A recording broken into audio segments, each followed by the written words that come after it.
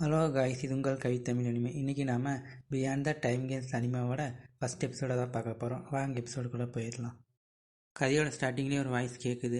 என்னோடய அண்ணா சொன்னான் நம்மளோட உலகத்துக்கு மேலே கடவுள் தோன்றினார்னு. எனக்கு 6 வயசு இருக்கும்போது அந்த கடவுளை உலகத்துக்கு மேலே பார்த்தேன். அதுவும் என்னோடய கண்களை நல்லா திறந்து பார்த்தேன். அந்த ஒரு நொடி என்னை சுற்றி உள்ள எல்லாமே அழிஞ்சு போச்சு. இப்போ 7 வருஷத்துக்கு அப்புறம் என்ன நடக்குதுன்னு காட்டுறாங்க. அங்கே பார்த்தா எல்லாமே அழிஞ்சு போயிருக்கு. அப்போ தூரத்தில் ஒருத்தன் கீழே நடந்து போகிற தீரை எடுத்து அப்படியே சாப்பிட்றான்.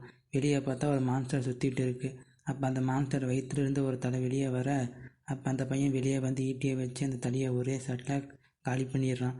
என்னோடய பேர் சூக்கிங். இவன் தான் நம்ம கதையோட ஹீரோ. 9 நாட்களுக்கு முன்னாடி திரும்பவும் அந்த கடவுளோட கண்களை பார்த்தேன். அது ரத்த மலையை கொண்டு வந்தது. அதோட ஒரு அந்நிய கரையையும் கொண்டு வந்தது. அது உள்ளே இருக்க எல்லா மான்ஸ்டரையும் காலி பண்ணிடுச்சு. பகலில் அந்த நகரம் அந்த மிருகங்களுக்கு சொந்தமானது. இரவில் இந்த நகரம் நம்ம நினைக்கிறத விட பயங்கரமானது. இந்த நகரத்து மேலே ஒரு சீல்டு இருக்குது. அது யாரையும் உள்ளேயும் வெளியேயும் அனுமதிக்காது. நான் ஒன்றும் எவ்வளோ நாள் தாக்கு பிடிப்புன்னு தெரியாது. ஆனால் ஒன்று, நான் கண்டிப்பாக சர்வே ஆகுவேன். அப்படியே நம்ம ஹீரோ பின்னாடி இருக்க எல்லாத்தையும் பார்த்து வருத்தப்படுறான். நீங்கள் அடுத்த வாழ்க்கையில் கடவுளை பார்க்க மாட்டீங்கன்னு நான் நம்புகிறேன். நம்ம ஹீரோ அப்படியே அங்கேருந்து கிளம்புறான். அப்போ தான் டைட்டில் கார்டு போடுறாங்க, பியாண்ட் த டைம் கேஸ், காலத்தின் பார்வைக்கு அப்பா. நான் இந்த சீல்டு காணாமல் போகிற வரைக்கும் காத்திருந்தேன். அது வரைக்கும் இந்த டைகர் சிட்டியை ஆராய்ஞ்சேன். உணவுக்காகவும், வெப்பனுக்காகவும், மெடிசனுக்காகவும்.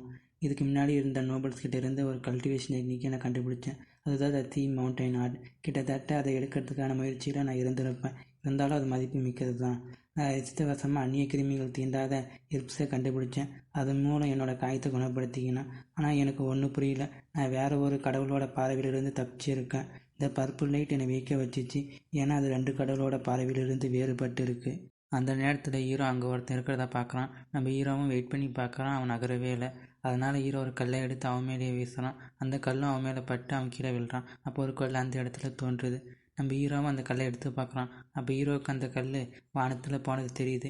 இந்த கல் காயத்தை கூட குணப்படுத்துது, இதை ட்ரை பண்ணி பார்ப்போம். அப்போ ஹீரோ ஒரு பறவையை பிடிச்சி அதுக்குள்ளே அந்த கல்லை வைக்கிறான். அப்போ அந்த கல் அந்த பறவையை ஹீல் பண்ணிடுது. உடனே ஹீரோ அதை வெளியே எடுத்துடுறான். இதுதான் உண்மையான ட்ரெஸ்ஸை, இது சேஃபாக நம்ம வச்சுக்கணும். அப்போ ஹீரோ அதை எடுத்து நெஞ்சு மேலே இருக்க காயத்தில் வச்சுக்கிறான். அது உள்ளே போனதும் ஹீரோவோட எல்லா காயத்தையும் குணப்படுத்திடுது. அது மட்டும் இல்லாமல் மெரிடியன்ஸை புதுசாக உருவாக்குது. இப்போ நான் நிறைய ஸ்பிரிச்சுவல் எனர்ஜியை ஃபீல் பண்ணுறேன். இதை யூஸ் பண்ணி அந்த தீ மவுண்டைன் ஆர்ட்டை ப்ராக்டிஸ் பண்ணலாம். அந்த நேரத்தில் ஹீரோவோட மைண்ட்ஸையை காட்டுறாங்க. அதில் 2 பெரிய கண்ணு தெரியுது. அப்போ அந்த சி மவுண்டைன் ஆர்ட்டை பற்றி எக்ஸ்பிளைன் பண்ணுறாங்க. இதில் மொத்தம் 10 லெவல் இருக்குது. ஒவ்வொரு லெவலில் ரீச் பண்ணும்போது அவங்களுக்கு டைகரோட ஸ்ட்ரென்த்து கிடைக்கும். 5 டைகர் சேர்ந்தால் சியோவை உருவாக்கும். ஒரு சியோ ஒரு மலையை நகர்த்தக்கூடியது. 2 சியோ ஒரு குய்யை உருவாக்கும். ஒரு குய் கடலையே சேஞ்ச் பண்ண முடியும். இதை யூஸ் பண்ணி ஒருத்தரால் கடலையும் மலையையும் நகர்த்த முடியும். அதனால தான் இதுக்கு சி மவுண்டைன் ஆர்ட்னு பேர் வந்துச்சு. அந்த நேரத்தில் ஹீரோ அந்த புளியத்தோட அது ஹீரோக்குள்ளே போயிடுது. நம்ம ஹீரோ கடைசியாக ஃபஸ்ட் லெவலில் ரீச் பண்ணிடுறான். ஏன்னா ரத்த மலை நின்றுச்சு. அதே மாதிரி ஃபீல்டும் காணாமல் போச்சு. இதுதான் நமக்கான வாய்ப்பு வெளியே போகிறதுக்கு. அப்படியே ஹீரோ அந்த ஊரை சுற்றி பார்க்குறான். அப்போ அவனோட ஸ்கூலை பார்க்குறான். அப்புறம் எல்லாரையும் ஒரு இடத்துல தூக்கிட்டு வந்து வைக்கிறான். அங்கே பார்த்தா ஒரு பின்ன மலையே இருக்குது. அதுக்கப்புறம் அவங்களுக்கு எல்லாருக்கும் இறுதியாக செய்கிறான். அடுத்த சீனில் ஒரு 5 பேரை காட்டுறாங்க. அப்போ அந்த பொண்ணை அங்கே யாரோ தீ வச்சுருக்காங்கன்னு சொல்ல, இதை கேட்டால் ஒருத்தன் நான் போய் அதை பார்க்குறேன்னு போகிறான். வாங்க எல்லாரும் போகலான்னு என்று சொல்கிறான். ஹீரோ மரியாதை செலுத்தும் போது அந்த குரூப்பில் இருந்த ஒருத்தன் வந்துடுறான். என்னோட பேர் கேன்வி. இவன் செகண்ட் லெவலில் இருக்கான். ஹீரோ ஸ்கேவெஞ்சர்ஸ் தான் யோசிச்சு பார்க்குறான். ஸ்கேவெஞ்சர்ஸ் ஒரு குரூப்பாக வாழ்கிறவங்க. அவங்களுக்கு எந்த விதியும் கிடையாது. அவங்க கையில் எப்போவுமே ரத்தம் இருந்துகிட்டே இருக்கும். ஏற்கனவே ரத்த மழை நின்று போச்சு. அதனால் எடுத்தபடியெல்லாம் என்கிட்ட கொடுத்துரு, உன்னை நான் உயிரோட விடுறேன். அப்போ ஹீரோனோட பேக்கை தூக்கி போட அப்படியே பேக்குக்கு பின்னாடி வந்து அட்டாக் பண்ணுறான். அப்படியே 2 பேரும் ஃபைட் பண்ண அந்த நேரத்தில் குரூப் லீடர் லீ ஃபைட்டாக ஸ்டாப் பண்ண சொல்கிறாரு. அவனே அந்த அழிவிலிருந்து தப்பிச்சு வந்திருக்கான். நாம் இங்கேருந்து போகலாம்னு கூப்பிட்றாரு. அவன் அப்படியே அங்கேயே நிற்க, நான் திரும்பவும் சொல்ல மாட்டேன்னு கோவப்படுறாரு. கேன்யூ இங்கே குரூப்பாக இருந்தால் தான் சர்வை பண்ண முடியும், வரையே இல்லையா? டே சின்ன பையன், நீ எவ்வளோ நாள் உயிரோடு இருக்கணும்னு நான் பார்க்குறேன். அப்போ லீடர் லீ எங்கள் கூட நீயும் வரலான்னு ஹீரோ கிட்ட கேட்குறாரு. ஹீரோவும் மனசில் ஹெல்ப் பண்ணுறாருன்னு சொல்லிவிட்டு அந்த பேக்கை எடுத்துக்கிட்டு கிளம்புறான். இதை கேன்யூ மறைச்சி பார்க்குறான். அடுத்த சீனில் ஒரு சிட்டியை தான் கட்டுறாங்க.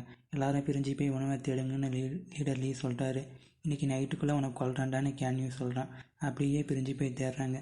திடீர்னு கேன்யூ திரும்பி பார்த்தா ஹீரோவை காணோம். எங்கடான்னு பார்த்தா ஹீரோ மறைச்சி நிற்பான் பாருங்கள். இதை பார்க்கவே பயங்கரமாக இருக்கும். முடிஞ்சால் தொடுடான்னு சொல்லாமல் சொல்கிறான். அப்போ ஹீரோ அங்கேருந்து ஓட கேன்யூவும் ஹீரோ பின்னாடியே போகிறான். இது இன்ட்ரெஸ்டிங்காக இருக்குன்னு லீடர் லீ சொல்கிறான். டே எங்கடா இருக்கா, வாடா ஃபைட் பண்ணலாம், உனக்கு நான் கண்டிப்பாக கருணையே காட்ட மாட்டேன். அப்போ ஹீரோ கத்தியை தேய்ச்சிக்கிட்டு வந்து ஃபைட் பண்ணுறான். அப்படியே 2 பேருக்குள்ளேயும் பயங்கரமாக ஃபைட் நடக்குது.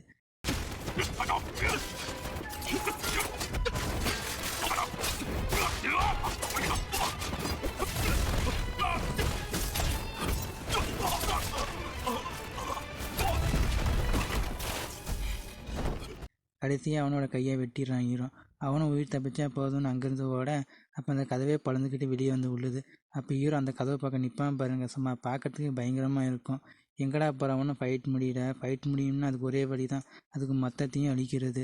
அப்போ கேன்வி அவனோட அல்டிமேட் பவரை கொண்டு வர ஹீரோவை அவனோட டைகரை எடுத்துகிட்டு வந்து ஒரே ஷாட் தான் கழுத்தில் அட்டாக் பண்ணிடுறான். அப்புறம் ஒரு பொருளை எடுத்து வாயிலே குத்திடுறான். ஆமாம், கேன்வியும் எங்கே எனக்கு தெரியல.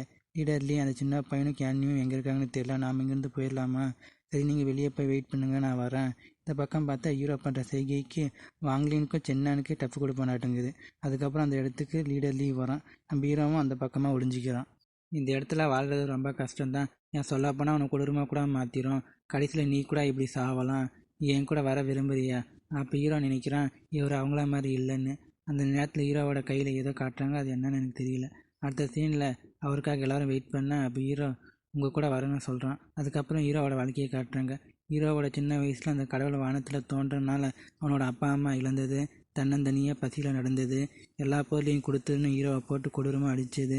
அந்த நேரத்தில் ஹீரோ சாவலான்னு கத்தி எடுக்க, அப்போ ஒரு பொண்ணு ஹீரோவுக்கு சாப்பாடு கொடுக்க, இதனால் சாவர எண்ணத்தை விட்டுறான். அதுக்கப்புறம் எல்லாரையும் கொடூரமாக கொல்றான்.